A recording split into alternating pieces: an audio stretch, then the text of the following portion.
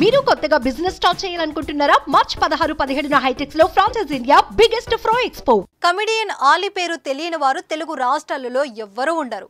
ఒక్కో సినిమాలో ఒక్కో విలక్షణ మేనరిజంతో హాస్యం పండించడంలో ఆలీ తనకు తానే సాటి. చిన్నతనం నుంచి సినిమాలే లోకంగా ఎదుగుతూ పెరిగాడు కనుక ఆయన సినీ ఎంట్రీ ఇచ్చి 50 సంవత్సరాలు దాటిపోయింది.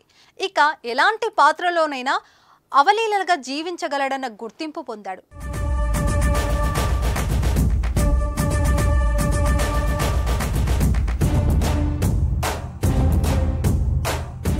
సినిమాలలో తిరుగులేని కమెడియన్ గా వెలుగొందుతూనే టీవీ రియాలిటీ షోలలోనూ ప్రేక్షకులను అలరిస్తూ ఆలీ దండిగా సంపాదించడమే కాదు, హ్యాపీగా లైఫ్ లీడ్ చేస్తున్నారు. ఇండస్ట్రీలో అందరివాడిగా ప్రత్యేక గుర్తింపు కూడా తెచ్చుకున్నాడు. అయితే ఇలా సాఫీగా సాగుతున్న ఆలీకి ఎప్పుడు ఎలా కుట్టిందో తెలియదు, కానీ రాజకీయ తీనిగా కుట్టింది. దాంతో ఆయనకు సినిమా పాత్రలు ఇరుకైపోయాయి. పొలిటికల్ ఎంట్రీ కోసం అది గ్రాండ్గా ఎంట్రీ ఇవ్వాలన్న తపనతో అన్ని పార్టీలను చుట్టేసి లెక్కలన్నీ వేసుకుని చివరకు వైసీపీ గూటికి చేరాడు. రాజకీయం కోసం ఇండస్ట్రీలో తనకు అత్యంత ఆత్మీయుడిగా, దగ్గరి స్నేహితుడిగా చెప్పుకునే పవన్ కళ్యాణ్తోనూ వైరం తెచ్చుకున్నాడు. రాజకీయం రాజకీయమే, స్నేహం స్నేహమే అని ఆలీ సుద్దులు చెప్పొచ్చు, కానీ ఆలీ పవన్ కళ్యాణ్ల మధ్య ఇప్పుడు సత్సంబంధాలు లేవని రాజకీయ సినీ పరిశ్రమలలో దాదాపు అందరికి స్పష్టంగానే తెలుసు.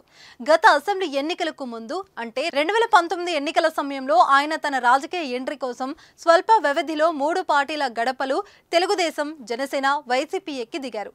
చివరాఖరకు వైసీపీ తీర్థం పుచ్చుకొని సెటిల్ అయ్యారు.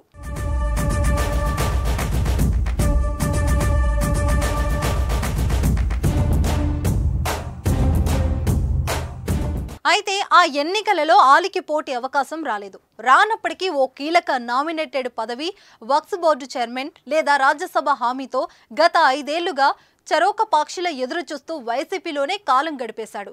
ఏదో కంటి తడుపు చర్యగా ఓ నామ్ కైవాసే సలహాదారు పదవి దక్కినా ఆలీ కోరుకున్నట్లుగా రాజ్యసభ కానీ వక్ఫ్ బోర్డు చైర్మన్ పదవి కానీ దక్కలేదు. అసంతృప్తిని చిరునవ్వు మాటున దాచేసుకుని ఈసారి ఎట్టి పరిస్థితుల్లోనూ ఎన్నికల బరిలోకి దిగేందుకు అవకాశం కల్పిస్తామన్న జగన్ హామీని వాగ్వాదాన్ని పట్టుకు వేలాడాడు.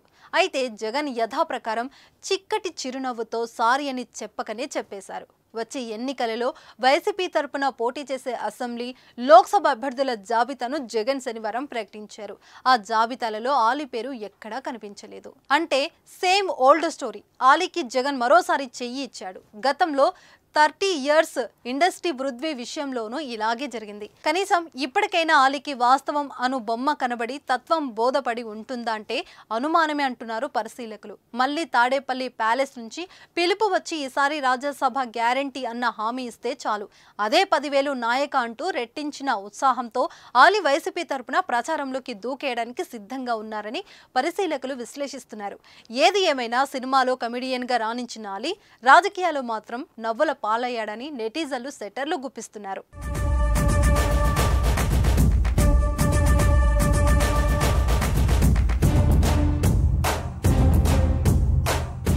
సుమన్ టీవీలో మీ పర్సనల్ అండ్ బిజినెస్ ప్రమోషన్స్ కోసం కింది నెంబర్కి కాంటాక్ట్ చేయండి.